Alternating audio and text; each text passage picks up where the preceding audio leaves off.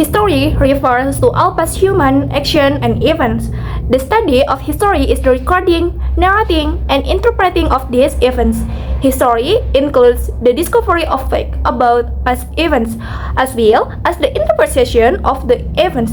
Many historians contend that their primary responsibility is the reporting of facts about the past, the accurate presentation of what actually happened, unbiased by interpretive theories or philosophies. But however carefully historians try to avoid bias, they cannot report all the facts of human history. Facts do not select and arrange themselves. The historians must select and organize facts that are worthy of interest, and this process involves personal judgment of what is important about the past. The historian's judgment about the past is affected by present conditions, so the past is continually reinterpreted by each generation of historians. History is unending dialogue between the present and the past. It is what one age finds worthy of not in another. Historian Henry Steele Commager has observed that no self-respecting modern historian is content morally with recording what happened. He wants to explain why it happened. Thus, history and social science are intimately related. Every nation loves to tell its story, and America is no exception. There's always a strong temptation to romanticize history, to make the past sound heroic and flawless. Figures like George Washington, Thomas Jefferson, Abraham Lincoln, and Franklin D. Roosevelt are often portrayed as larger-than-life heroes, wise, noble, and morally superior to today's politicians. But in reality, they were still human, capable of mistake like anyone else. Yet for generations, historians have continued to admire them with great reverence. Some versions of American history don't just focus on great leaders, but on the growth of democratic institutions, from ancient Greece through English constitutional development to the birth of the American system. However, many of these stories end up glorifying political institutions instead of questioning their flaws. It wasn't until the Progressive era that people began to look critically at the government and the so-called sacred institutions. They questioned even the founder themselves. Still, most historical writing in America has been done with sentiment and nostalgia rather than critical analysis. To truly understand American history, we need to look at who held the power. The constitutions and the government it created reflect the interests and values of the elite of the new republic.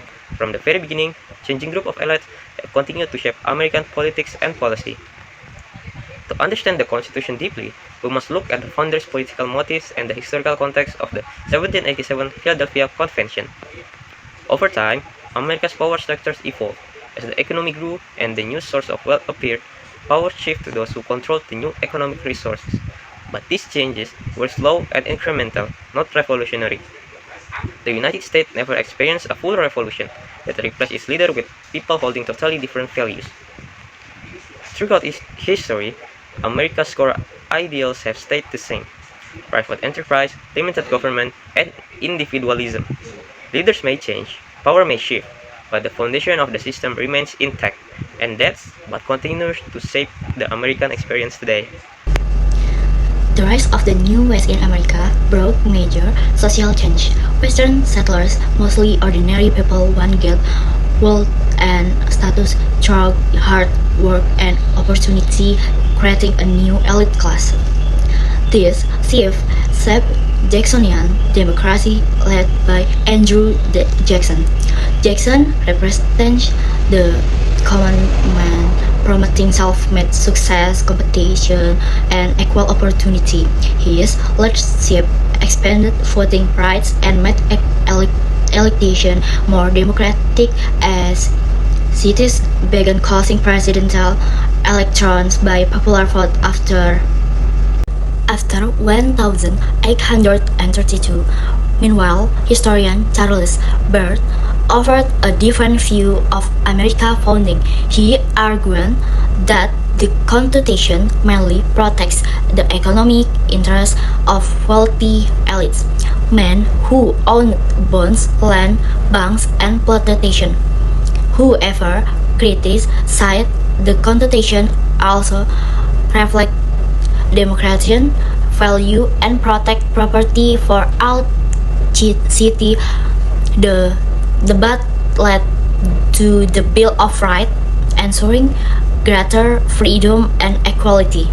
Civil War and Elite Division. The passage explained that the U.S. Civil War resulted from the division among the American elite over slavery and the power of the federal government. While the nation leaders had long agreed on its direction, disagreements in the 1850 grew too strong for the political system to handle, leading to the outbreak of the Civil War. The Southern elite were mainly white plantation owners who relied on slave labor and had a vested interest in the slave and cotton culture. Also, only a quarter of Southern families owned slaves, with most owning one or two slaves. The small group of large planters owning 50 or more slaves, around 7,000 men, dominated Southern politics. The Northern elite were merchants and manufacturers dependent on wage labor, with no direct interest in abolishing Southern slavery. Some Northern manufacturers benefited financially from Southern trade and high tariff and abolitionist efforts threatened this trade relation, causing irritation among Northern social circles. Elite conflict over Western land. Northern and Southern elite both saw control of Western land for power, but their vision differed. The Northern wanted small farmers to support industry, while the South aimed to expand cotton production and preserve slavery. Elite consensus breaks down. Beginning in 1856, violence and political clashes over slavery intensified. Events like Bleeding Kansas, the Dred Scott decision, 1857, and John Brown's riot deepens closely and widened the divide between the North and South.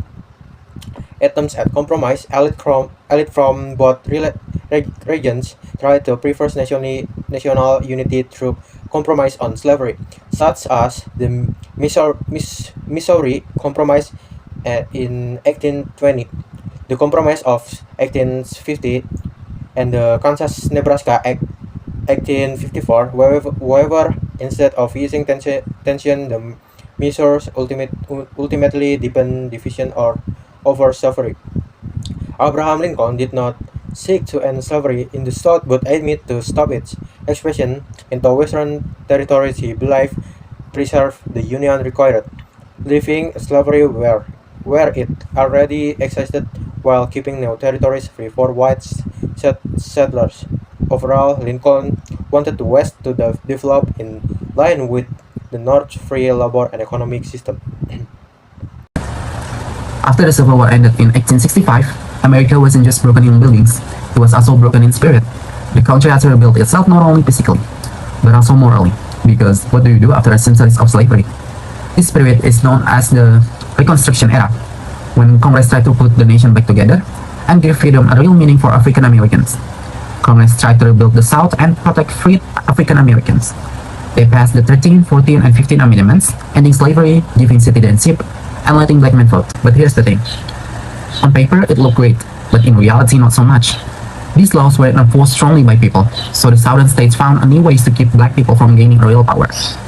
They used a literacy test, poll taxes, and later came with the Jim Crow laws, separating black and white people everywhere in America. School, buses, restaurants, and even bedrooms. The white supremacy movement grew stronger each day, determined to keep control. And when it reached the courts, the Supreme Court said, yeah, the segregation was fine as long as it equal, but it was never equal. Even the federal government joined in 1913. They started segregating workers by race. So yeah, the equality is just a word, not a reality yet. But the African Americans of course didn't just sit down and accept it. There were three big responses. First is by Booker T. Washington. He said, let's focus on education and hard work, and equality will come naturally. Second one is by Du Bois. He disagreed. He pushed for protests, legal action, and full rights. Third one, many chose to leave the South. Between 1916 and 1918, around 500,000 black Americans moved to North. This was called the Great Migration, and it changed everything.